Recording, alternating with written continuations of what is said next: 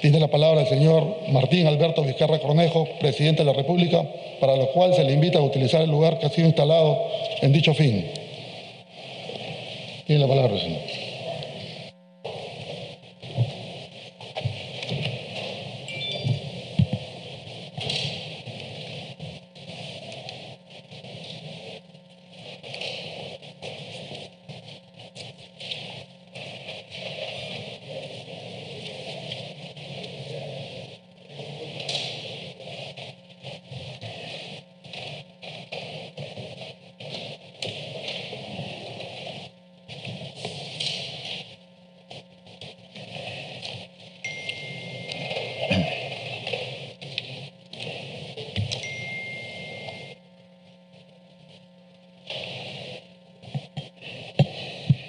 Señor Presidente del Congreso de la República, señores miembros de la mesa directiva, señoras y señores congresistas de todas las bancadas, compatriotas de todo el país.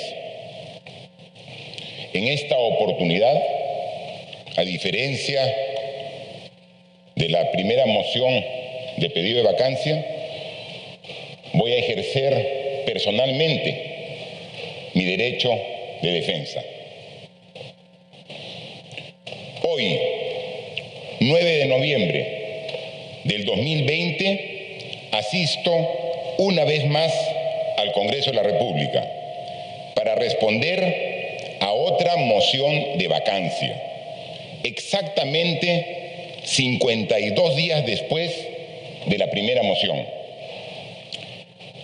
Conmueve saber que existe un grupo de congresistas permanentemente preocupados por este servidor y por su pasada gestión como presidente regional. A ellos les digo, no se preocupen por mí. Aquí estoy dispuesto a esclarecer cualquiera de los hechos que falsamente se me imputan.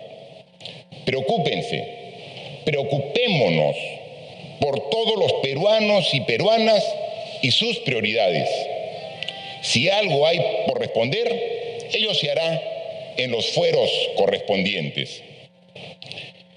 Siempre he sido muy respetuoso de la institucionalidad e independencia de poderes, estando de acuerdo o no con los temas de fondo, pero creo fehacientemente que cada poder del Estado tiene una razón de ser y una especialidad.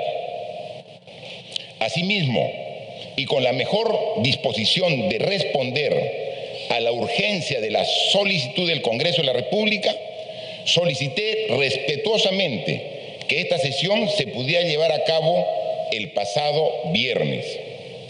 Pero ello no se aceptó. A estas alturas, que una crisis política se prolongue resulta contraproducente. En la situación en que nos encontramos, cada día cuenta. Debemos minimizar los riesgos que paralicen el avance y desarrollo de nuestro país. En razón de ello, y porque creo que el pueblo peruano no merece estar en ninguna incertidumbre, menos en las circunstancias en las que nos encontramos, me presento aquí nuevamente ante ustedes.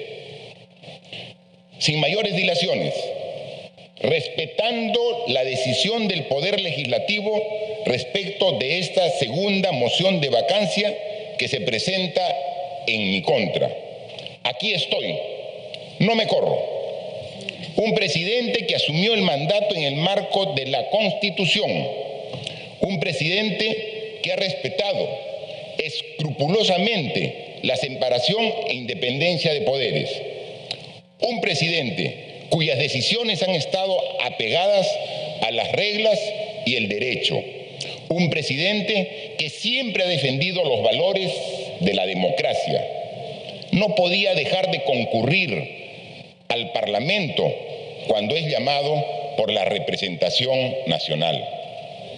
Por ello vengo aquí a este hemiciclo con el mismo temple con que asumí el primer día la responsabilidad de conducir los destinos del país, a seguir dando la cara y a afrontar lo que tenga que afrontar en las circunstancias difíciles y adversas como las que afronta hoy nuestra patria, poniendo de testigos a los millones de peruanos y peruanas de la decisión que tomará este Congreso, pensando sobre todo en ellos y en el bienestar del país. Estoy frente a ustedes por respeto a la Constitución, la institucionalidad y al pueblo peruano. Lo primero que quiero decirles es que este gobierno ha trabajado intensamente, ha desplegado sus mejores esfuerzos, sobre todo en estos casi 8 meses en que los peruanos venimos enfrentando la peor crisis sanitaria de nuestra historia. Una crisis que nos ha costado vidas, empleos y que ha profundizado brechas sociales que por muchos años ha limitado el progreso y desarrollo de miles de peruanos. Con responsabilidad y firmeza, este gobierno tomó medidas drásticas para enfrentar la pandemia. Fortalecimos el sistema de salud y desplegamos acciones de contención que, sumadas al esfuerzo de millones de peruanos, hoy permiten que las cifras de contagio, hospitalizados y fallecidos registren niveles similares a los que existían en marzo, cuando el virus recién llegaba al país. La pandemia también afectó la economía. Como saben, la adopción de medidas necesarias de contención, el aislamiento, el cierre de fronteras y la restricción de actividades económicas contrajo las cifras del PBI e inversión pública, registrando valores negativos de hasta 2 dígitos cuando la pandemia estaba en pleno auge. Hoy, la recuperación económica del país ya muestra resultados. Las actividades se están reactivando de forma responsable bajo el soporte de un plan económico sin precedentes. Gracias a ello, en agosto, el PBI registró la menor contracción desde el inicio de la pandemia. En octubre, el mes pasado, la inversión pública, después de 7 meses, no solo registró cifras positivas, sino que alcanzó un récord de ejecución positiva de 6.6%, superando incluso las cifras de ejecución registradas en el mismo mes durante toda la última década. Estos son tiempos duros para todos los peruanos, pero sobre todo para los más vulnerables, aquellos que perdieron sus empleos, cerraron sus negocios y que hoy, pese a lo difícil de la situación, siguen luchando para salir adelante.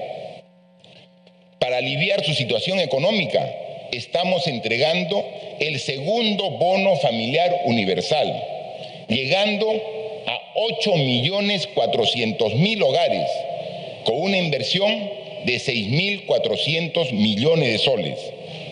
Paralelamente, estamos generando empleo e impulsando medidas para la recuperación de puestos de trabajo a través del programa Arranca Perú. Ya vamos generando más de 500.000 de puestos de trabajo con la ejecución de proyectos de inversión pública orientados a cerrar brechas de infraestructura en el interior del país, allí donde los peruanos más lo necesitan. La continuidad del servicio educativo también es nuestra prioridad.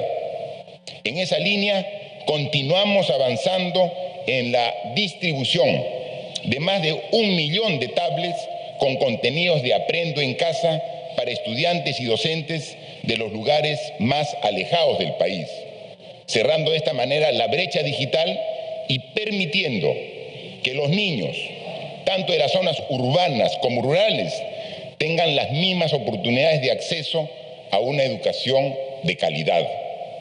Estamos avanzando, tal vez no tan rápido como quisiéramos, pero ello no justifica poner fin a estos esfuerzos.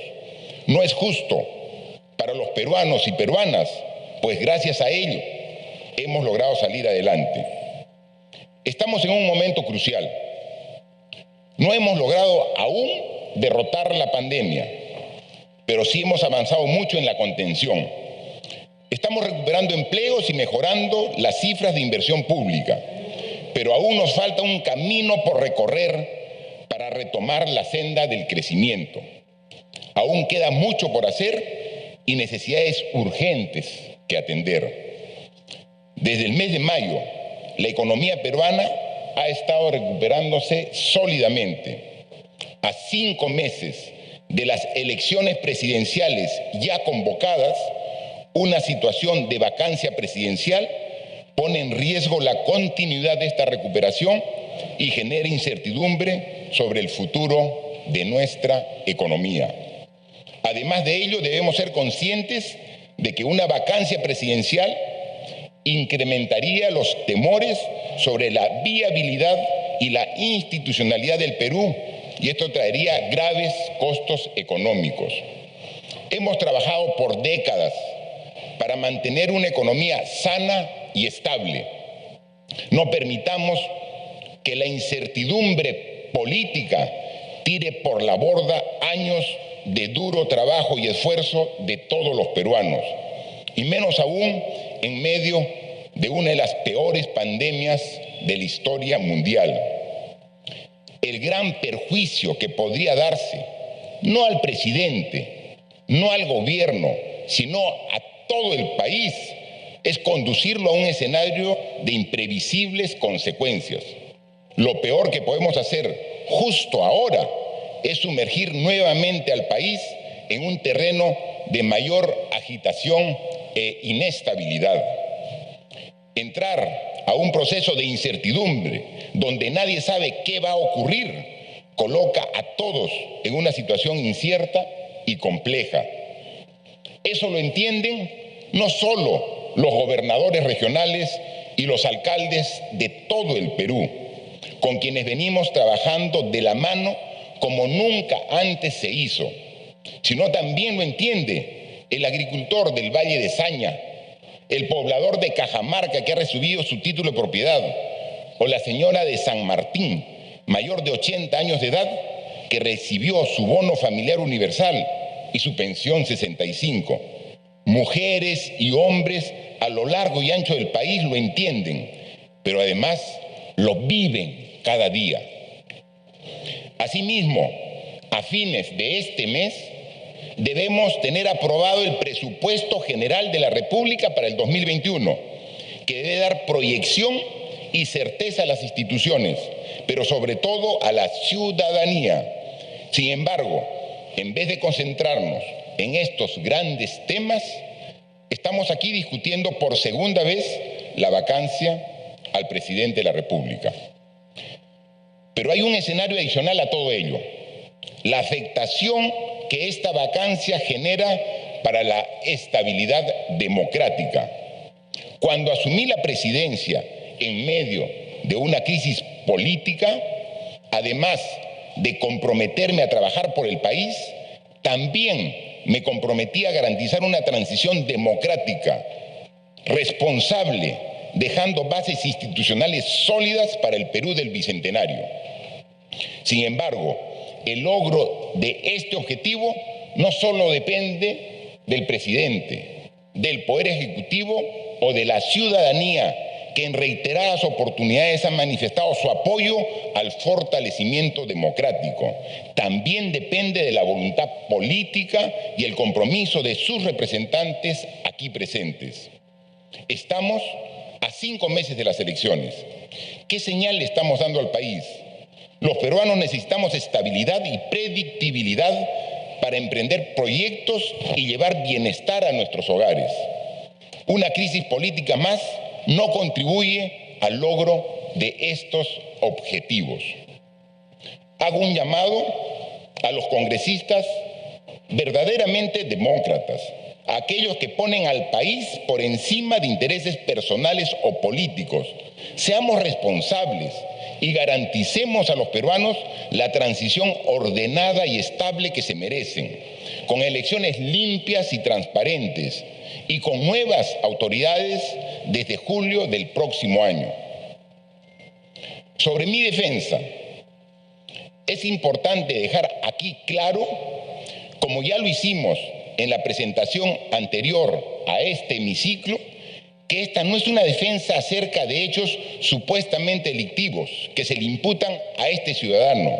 Esta es una defensa de la institucionalidad de la Presidencia de la República, de la configuración constitucional de la Presidencia de la República y de cómo, a partir de esa configuración constitucional, un proceso de vacancia por la causal que indican de incapacidad moral permanente no corresponde. Por tanto, cabría hacerse la pregunta sobre si es válido o no tramitar un procedimiento de vacancia sobre la base de los hechos que no han sido probados o que no se tengan certeza que hayan ocurrido. Soy un demócrata y este es un parlamento democrático. Y a pesar de que he sido claro al decir que estas denuncias parten de posiciones netamente políticas, toda decisión debe ir de la mano de las normas y la Constitución. No pueden hacerse al margen de ella. En la Constitución no existe ningún supuesto, ni en el reglamento del Congreso, en el que se tomen decisiones definitivas en base a supuestos delitos que están siendo investigados. No existe ninguna norma constitucional que habilite eso. Lo que existe en el modelo constitucional peruano, cuando ocurren imputaciones delictivas a altos funcionarios, son una serie de mecanismos de suspensión, levantamiento de la inmunidad, acusación constitucional, pero en ningún caso bajo imputaciones de supuestos delitos que están siendo investigados, se puede tomar decisiones definitivas, menos aún para vacar a un presidente de la República, alterando el periodo presidencial y modificando el régimen que la Constitución otorga a dicho cargo. En nuestro país, según el diseño constitucional, los presidentes permanecen en funciones 5 años, por lo que una vacancia es una medida excepcional que solo debe promoverse en circunstancias extremas, no cada mes y medio. No podemos usar este mecanismo cada vez que la confianza del Congreso hacia la Presidencia de la República se vea mellada por un reportaje o una denuncia, o peor aún, que la solicitud de vacancia sea utilizada como una herramienta de control político. Es preciso recordar que la vacancia solo puede proceder por causas objetivas y delimitadas. Para graficarlo mejor, en el caso de la vacancia, ello sucede por muerte, incapacidad física permanente, dejar el país sin autorización, destitución por traición a la patria o impedir las elecciones que ya fueron convocadas. Hay una excepción, la vacancia por incapacidad moral permanente, teniendo que determinarse 2 supuestos: que exista aquella incapacidad moral y que ésta sea permanente. Desde hace 200 años, la solicitud de vacancia ha sido un mecanismo utilizado solo en 3 ocasiones antes de este periodo de gobierno, en 200 años. Sin embargo, en los últimos 4 años se ha buscado emplear este mecanismo 4 veces, 2 de ellas por el actual Congreso en menos de 2 meses. Discrepo del procedimiento de vacancia que ha iniciado este Congreso. La figura de la incapacidad moral permanente es un mecanismo establecido por la Constitución, sí, pero solo para situaciones excepcionales. No podemos forzar la interpretación de las normas.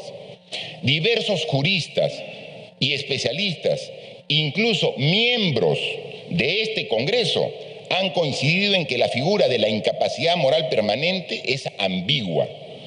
Precisamente por ello, hemos recurrido al máximo intérprete de la Constitución, el Tribunal Constitucional, para que determine cómo se debe aplicar esta causal de vacancia y que se pronuncie, no pensando en este gobierno. Finalmente nosotros ya estamos de salida, sino pensando en los gobiernos que vienen. Otro presidente con una bancada oficialista minoritaria o con una bancada mayoritaria opositora podría tener también que lidiar con una pretendida interpretación extendida de esta causal de vacancia. Es justamente la Constitución la que define las reglas del juego, y así como se asigna competencia a los poderes del Estado, también la Constitución establece sus límites y márgenes de acción. Sin embargo, tengo entendido que el Congreso, faltando ya solo 2 días para que venza el plazo que le brindó el tribunal, aún no presentan su posición, aún no la tienen definida, y pese a no tenerla definida, se siguen aprobando mociones de vacancia. Recordemos que, dada la relevancia del tema para el país, en el caso de la disolución constitucional del Congreso, el Ejecutivo contestó la demanda en la mitad del plazo. Hubiésemos esperado lo mismo del Congreso de la República. La vacancia no debe ser usada como una espada de Damocles o como arma política cada vez que salga una denuncia sin corroborar contra un presidente de la República. La gobernabilidad no puede estar bajo amenaza permanente. El Perú, para afianzar su futuro, requiere estabilidad, orden y unidad, pero sobre todo requiere que sus fuerzas políticas actúen con sabiduría, prudencia y sentido de responsabilidad. Apelamos a ello.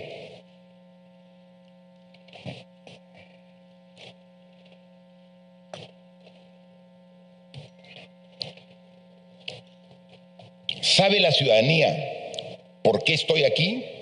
¿Por qué el Congreso debate hoy mi vacancia? La moción 12.684 pide que se declare la vacancia del presidente por incapacidad moral permanente y parte diciendo, comillas, un medio de prensa escrito de circulación nacional ha hecho público el trabajo de su unidad de investigación, cierro comillas. Es decir, la moción que nos convoca hoy aquí está fundamentada en artículos periodísticos. Para ser precisos, 2 reportajes publicados en un diario de circulación nacional. No menciona a ninguna investigación fiscal ni a un proceso judicial, sino a 2 reportajes. En ambos reportajes se hacen públicas declaraciones de aspirantes, repito, aspirantes a colaboradores eficaces que indican que habría recibido pagos indebidos a cambio del otorgamiento de la Buena Pro para 2 obras realizadas durante mi gestión como presidente regional de Moquegua. 2 obras cuya licitación no estuvo a cargo del gobierno regional, sino de un organismo internacional. Asimismo, el día de ayer anunciaron la difusión de videos bomba y ante su inexistencia terminaron presentando reportajes sobre unas presuntas comunicaciones irrelevantes con un aspirante a colaborador eficaz, descontextualizando conversaciones referidas a otros fines. ¿Seguimos buscándole 5 pies al gato? Tratando de darle un halo de ilegalidad a supuestos hechos basados en información incompleta de investigaciones supuestamente reservadas. Pero hablemos un poco más de los casos que entiendo que es el interés del Congreso y el motivo por el cual he sido invitado el día de hoy. Lomas de Hilo. Las Lomas de Hilo es parte del proyecto especial Pasto Grande, una obra emblemática, sumamente importante para la región Moquegua, equivalente, guardando la diferencia de proporción, a los proyectos de Majes en Arequipa o de Chavimochic en La Libertad. Mi cargo de presidente regional fue de 4 años y esta obra fue una de mis prioridades. La Oficina de las Naciones Unidas de Servicios para Proyectos, UNOPS, por decisión del Consejo Regional de Moquegua, llevó a cabo la licitación de la obra. Esto en aras de la transparencia del proceso. Como presidente regional de Moquegua, no tuve injerencia alguna en esta operación. La empresa Obrainsa, como parte de un consorcio, ganó la licitación del proyecto. UNOPS ha explicado públicamente que ha cumplido el acuerdo bajo estricto apego a los principios de transparencia, mejor valor por el dinero, integridad, imparcialidad y competencia efectiva. Asimismo, ha señalado que todas las licitaciones las revisan diversas instancias. El gobierno regional no da la buena pro.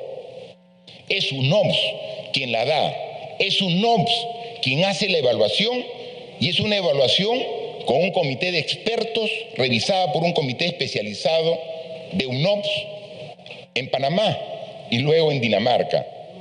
¿En qué momento podría yo beneficiar a una empresa que pasa por un proceso enmarcado en las reglas de un organismo internacional? En el caso del Hospital Regional de Moquegua, se dice que se habría favorecido la contratación y el pago adelantado al consorcio integrado por ICSA. Este caso ya fue investigado y archivado hasta 2 oportunidades por la Fiscalía. Debe tomarse en cuenta que ambas empresas, ICSA y ATA, la constructora y supervisora de la obra, fueron contratadas también por UNOPS, siguiendo el mismo marco del proceso de adjudicación descrito ya previamente. En ambos casos, se dice que existen candidatos a colaboradores eficaces. No sé si todos tenemos claro algunos conceptos, pero ya que son muchos los peruanos que están siguiendo esta presentación, quisiera remitirme al Código Procesal Penal y preguntar, ¿qué es una colaboración eficaz?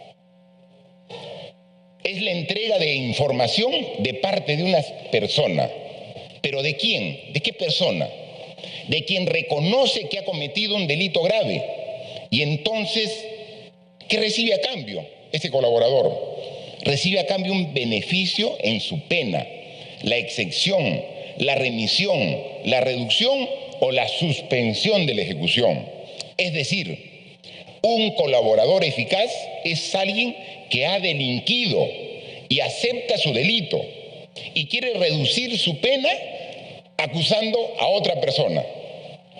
El fiscal y el aspirante a colaborador firman un acuerdo de beneficios y colaboración, pero es recién después donde un juez que se evalúa y decide posteriormente si se justifica la suscripción de este acuerdo, lo que no ha ocurrido en este caso. Entonces me pregunto, ¿frente a qué estamos? ¿Frente a un dicho? ¿Frente a un acuerdo o acuerdos de colaboración que aún no han sido validados por un juez? Señores congresistas, a mí se me ha citado a la Fiscalía en etapas preliminares de una investigación. No existe una prueba fehaciente, ni una prueba de flagrancia de un delito, y no lo habrá, porque no he cobrado soborno alguno. Se tomaron las mejores decisiones técnicas que se pudieron, pero ninguna ha sido con el objetivo de llenar los bolsillos de nadie, menos los míos. En primer lugar, debo decir que son hechos falsos. En segundo lugar, no corroborados. Son hechos que están recién empezando un proceso de investigación. Son hipótesis. No hay nada definitivo que se pueda afirmar en relación con los mismos. Ya lo he dicho públicamente y lo repito, rechazo enfática y categóricamente estas imputaciones. Nada dicho por estas personas constituye una prueba de lo que se me pretende imputar. Es más, a la fecha, aún no se ha determinado legalmente el estado de los aspirantes a colaboradores, porque nada puede ser comprobado y corroborado, y no podrán hacerlo. Llevan 2 años solicitando ser colaboradores y no pueden mostrar una sola prueba de estos infundios que rechazo tajantemente. Aquí se ha iniciado un proceso de vacancia sin investigar ni contrastar absolutamente nada, solo con la versión de aspirantes a colaboradores eficaces. Repito, de aspirantes a colaboradores eficaces, cuyos dichos no han sido corroborados por nadie. ¿Se puede vacar a un presidente de la República solo con la versión de aspirantes a colaboradores eficaces? Puede ya no un presidente, sino un ciudadano común y corriente ser condenado en base al testimonio no corroborado de alguien que quiere perjudicarlo solo para reducir su pena. ¿Eso basta para juzgarlo? Si procediéramos así, nadie podría ejercer un cargo público ni un cargo de representación. Es muy fácil manchar honras.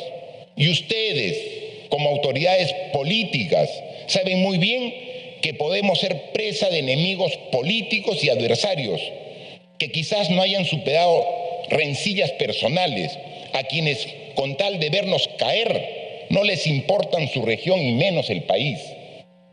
Entonces, lo que tenemos son dichos y acuerdos que no han sido ratificados por un juez. ¿Por qué nos quitamos este valioso tiempo y no hacemos el esfuerzo de trabajar de manera conjunta, enfocados en los temas más urgentes, como la pandemia y salir de la crisis económica? No hay ninguna certeza y todo aún debe investigarse, pero sobre todo comprobarse. Se trata de hechos que se encuentran en una fase embrionaria de investigación y por lo tanto no pueden desencadenar decisiones institucionales tales como la vacancia de un presidente. Yo por mi parte lo reafirmo, estoy dispuesto a seguir las investigaciones necesarias y que sean realizadas en el momento oportuno que dispongan las autoridades competentes. He escuchado algunos comentarios sobre la carta que envié haciendo la consulta sobre la definición de competencias de los fiscales, diciendo que lo que busca el presidente de la República es dilatar plazos. Señores, tengo el derecho como cualquier peruano a no ser investigado ni juzgado 2 veces por los mismos hechos por 2 fiscalías y a poder ejercer mi derecho a defensa. ¿Cómo lo voy a hacer a cabalidad si existen 2 fiscalías que se disputan la investigación? Yo no soy más ni menos ciudadano que nadie. Entonces, ¿por qué gastar recursos del Estado en 2 investigaciones por los mismos hechos? Además, he escuchado a algunos juristas decir que si 2 fiscalías me investigan de manera simultánea y por el mismo hecho, se podría terminar viciando el proceso. ¿Alguien quiere que se vicie el proceso? Yo no. Yo quiero demostrar la falsedad de las acusaciones en una investigación objetiva, imparcial y sin presiones de ningún tipo. No solo me someteré, sino que demostraré de manera fehaciente mi inocencia. Desde el primer día me he puesto a disposición de manera verbal y por escrito para colaborar con las investigaciones del Ministerio Público. No busco dilatar nada, al contrario, soy el principal interesado en que se aclaren las imputaciones que se me hacen. Siempre, repito, siempre he buscado lo mejor, entonces para mi región Moquegua y ahora para todo el Perú. Estoy listo para brindar mis declaraciones y mi abogado, el doctor Fernando Ugaz, quien me acompaña, será quien asumirá mi defensa. Señoras y señores congresistas, sobre los fundamentos de su solicitud de vacancia contenidos en la moción 12.684, debo decir que atentan contra mi derecho a un debido proceso. El reglamento del Congreso de la República exige que para tramitar un procedimiento de vacancia se establezcan los fundamentos de hecho y de derecho que sustenten esta causal de vacancia. Es una condición indispensable para poder ejercer mi defensa. Yo tengo que saber qué cosa se me imputa y respecto de qué norma estoy transgrediendo, qué directiva, qué principio estoy transgrediendo para poder defenderme. Sin embargo, en la moción no se hace ninguna referencia a los elementos, se hace referencia a los hechos, pero no se hace ninguna referencia a en qué consistiría la causal de vacancia por incapacidad moral permanente. No hay una sola palabra que establezca y que interprete los alcances de la causal de incapacidad moral permanente y cómo ésta se configuraría en este caso. Es de suma importancia de cara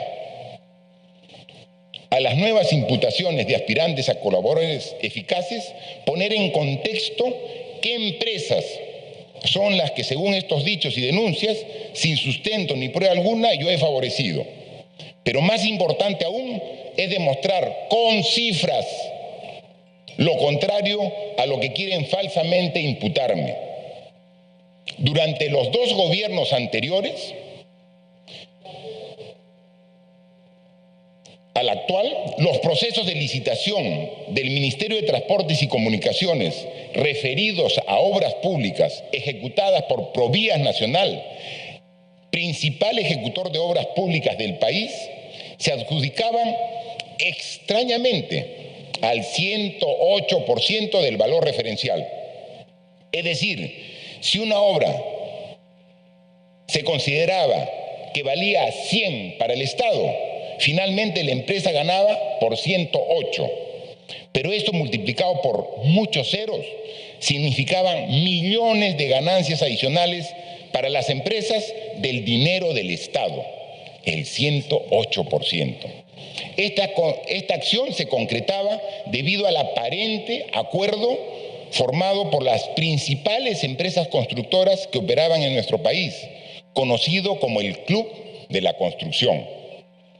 Durante mi gobierno, es más, desde que fui ministro de Transportes y Comunicaciones, las malas prácticas terminaron.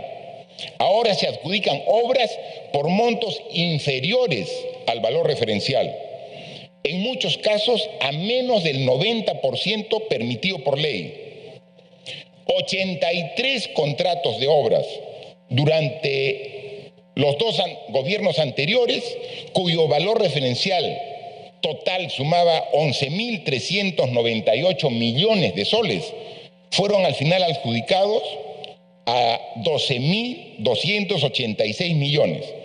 Si hacemos la proporción, 108%.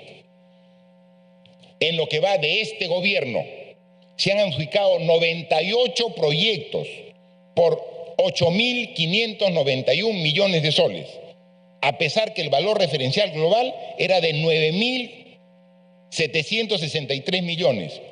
Todas estas obras han sido adjudicadas a un promedio del 88%. El Estado ahorró con esta acción cerca de 2.000 millones de soles que hemos utilizado para invertir en obras de agua, saneamiento, colegios, postas, es decir, mayor beneficio y servicio a los peruanos y peruanas. Los dos gobiernos anteriores, el promedio de adjudicación de las obras, 108%. Desde el inicio de este gobierno, el promedio de adjudicación de las obras, 88%, 20% menos en comparación con miles de millones de soles ahorrados de estas empresas. Ya las obras no se reparten, ya no hay más acuerdos. las empresas compiten de manera transparente. Han pasado más de 4 años desde que se denunció la existencia de ese famoso Club de la Construcción y más de 2 años desde que se inició la investigación fiscal.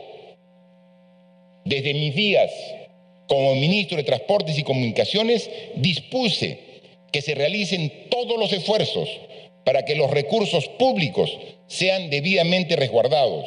Asimismo, que todos los funcionarios de dicha entidad brinden todas las facilidades y den la información que requieran las autoridades judiciales para lograr la sanción que corresponde a estos repudiables hechos, para que estas malas prácticas sean sancionadas con prontitud y las personas naturales y jurídicas responsables sean ejemplarmente castigadas. Como pueden apreciar, ICSA y Obra INSA son empresas que forman parte de la investigación por el caso del Club de la Construcción. Sí, ese del famoso 108%.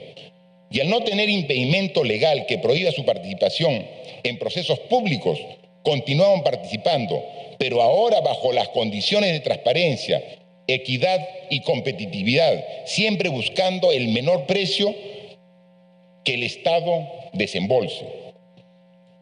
Entonces, ustedes me podrán responder, ¿de dónde son los aspirantes de colaboración eficaz? ¿Qué intereses tienen?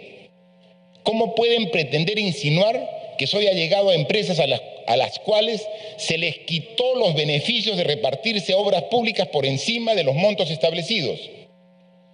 Entonces, yo soy allegado y supuestamente favorezco o me he visto favorecido de empresas a las cuales se les ha quitado la posibilidad de seguir cobrando cientos de millones de soles como lo hacían antes de este gobierno. Señores congresistas, pueblo peruano, ¿no creen ustedes que estas empresas quisieran tomar acciones en contra de este presidente provinciano, como la mayoría de ustedes, que se atrevió a cambiar las cosas por primera vez? Señores congresistas, no puedo dejar de mencionar que más allá de estos grandes intereses económicos, también existen intereses personales detrás de esta vacancia. Y quiero ser transparente y directo en ello. Estamos totalmente de acuerdo con la labor de fiscalización que debe realizar el Congreso de la República, pero no con que esta facultad se utilice para ocultar delitos. Asimismo, yo veía y leía hace unos días declaraciones del presidente de la Comisión de Fiscalización que alegaba que nada está probado, claro, cuando son investigaciones propias, que todo está en investigación y que eso no define nada. Pero cuando se trata del presidente, a pesar de que está en etapa preliminar de investigación, ahí sí se debe dar todo por cierto, presumir culpabilidad sin acusación o proceso iniciado. Todos, en algún momento, podríamos ser objeto de acusaciones. Por ejemplo, se ha hecho público que 68 congresistas tienen procesos en investigación en el Ministerio Público. ¿Tendrían también que dejar sus cargos por ello, sin que la investigación fiscal haya sido concluida? No se puede personalizar la labor de fiscalización y menos utilizar esta facultad para tipificar algunas cosas como delitos y otras se mantengan en un limbo de investigación. Señoras y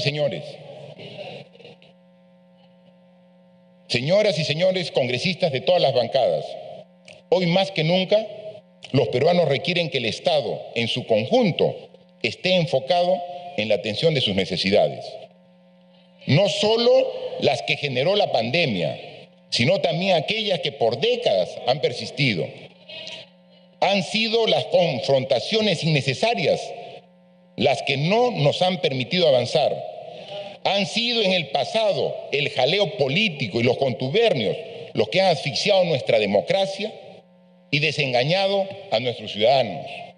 Malas prácticas que los peruanos ya rechazaron y que debemos superar para construir una nueva forma de hacer política. Una política que defienda los intereses del pueblo y no los intereses de los más poderosos. La lucha frontal contra la corrupción y la impunidad no es una lucha solo de un ciudadano ni de un gobierno. Es una lucha de todos los peruanos. Es una lucha de ustedes y de nosotros. Desde hace más de 2 años, la ciudadanía ha abrazado y se ha comprometido con esta causa porque es consciente de que no hay forma de construir un país fuerte y desarrollado sin erradicar el flagelo de la corrupción. Hemos trabajado por una reforma de justicia y por una reforma política para asentar bases institucionales en el país. Hemos consultado al pueblo a través de un referéndum. La emergencia institucional tampoco da tregua y a ella también nos abocamos desde el primer día y lo seguiremos haciendo hasta el último día de nuestro mandato. Cuando decidimos enfrentar la corrupción, siempre fuimos conscientes que esta no era una tarea fácil. Todo lo contrario, tuvimos claro que era un desafío enorme, complejo, de largo aliento. La corrupción se resiste, la corrupción se camufla, la corrupción ataca. Quienes se sienten afectados por la acción de la justicia o por el repudio del pueblo hacen lo imposible para hostilizar, para acusar, para mentir y para pretender manchar honras. Pero el pueblo peruano es sabio y sabe poner las cosas en su exacta dimensión. Los ciudadanos se han manifestado en reiteradas oportunidades en contra de la corrupción y ha trazado el camino que debe seguir nuestra patria de cara al bicentenario y al futuro. Señor presidente del Congreso, señoras y señores representantes de todas las bancadas, les agradezco por haberme escuchado y por permitirme exponer los argumentos por los cuales este proceso de vacancia, a nuestro entender, carece sustento, de forma y de fondo y de justificación. Soy un presidente que no fue elegido inicialmente para ese cargo por los peruanos, pero desde el primer día entendí cuál era mi responsabilidad con la historia. Esa responsabilidad es garantizar una transición ordenada y pacífica y defender la gobernabilidad y la democracia. Con esa convicción he venido ante el llamado de ustedes, he venido ante el llamado del Congreso, de un Congreso que fue elegido para abrir una nueva etapa para el país, para dejar atrás los vicios y las malas prácticas que por mucho tiempo han deteriorado la política y para construir a través de las grandes reformas un sistema político más representativo, transparente, eficaz y cercano al pueblo. A puertas del bicentenario, ustedes y nosotros tenemos grandes tareas por terminar de cumplir y debemos hacerlo respetando la Constitución, respetando los periodos de gobierno, respetando la voluntad del pueblo y sobre todo sin poner en vilo al país. Soy consciente que la relación ejecutivo-legislativo durante los últimos años no ha sido la mejor y en eso debemos hacer un mea culpa. Mi objetivo siempre fue brindarle lo mejor a mi país y no tuve reparos en responder con firmeza ante propuestas que podían contravenir con lo ya avanzado. Quizás debimos agotar todas las vías del diálogo y construir más puentes entre nosotros buscando salidas más consensuadas. Me apena que pese a que la mayoría de los que estamos aquí tenemos al Perú como prioridad, no hayamos podido unir fuerzas y trabajar de forma conjunta en beneficio de todos los peruanos. Sin embargo, considero que aún no es tarde para hacerlo. Aún quedan retos pendientes que podemos abordar. Juntos, nuestra patria hoy, más que nunca, nos necesita unidos. Por mi parte, interpongo mis buenos oficios y mi buena voluntad para dejar atrás cualquier rencilla e integrar nuestros esfuerzos en este tramo final. Nuestros ciudadanos no desean ver a los poderes enfrentados. Los peruanos, los más vulnerables, los que están en los hospitales, los que han perdido sus empleos, los que no cuentan con recursos, están esperando la atención del Estado, pero de un Estado que actúe de manera conjunta y concertada.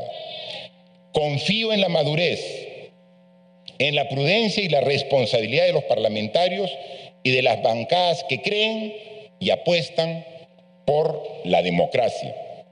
A 5 meses de las elecciones y a menos de 9 meses del cambio de gobierno, estoy seguro que nadie quiere sumir al país en una situación de mayor incertidumbre que, al final de cuentas, termina afectando a todos los ciudadanos. Una vez más, hago un llamado a la unidad, a la sensatez y a trabajar juntos por el Perú. La historia y los peruanos juzgarán nuestras decisiones. Muchas gracias.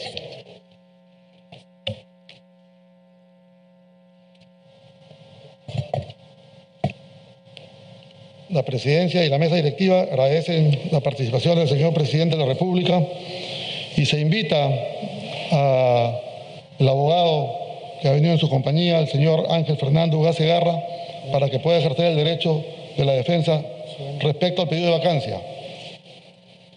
Señor Presidente, como lo manifesté al inicio de mi presentación, el derecho de defensa lo he ejercido yo en esta oportunidad como está establecido en las normas del Congreso de la República. Muchas gracias. El uso de la palabra al señor Presidente de la República y al abogado en su defensa, siendo de conocimiento del Parlamento, el Presidente ha dicho que él solo ejercía la defensa. La Presidencia y la Mesa Directiva agradecen la presencia y la exposición del Presidente de la República, señor Martín Vizcarra Cornejo, y lo invitan a abandonar la sala de sesiones cuando lo crea conveniente. Se suspende la sesión por breve término. De esta manera, Raquel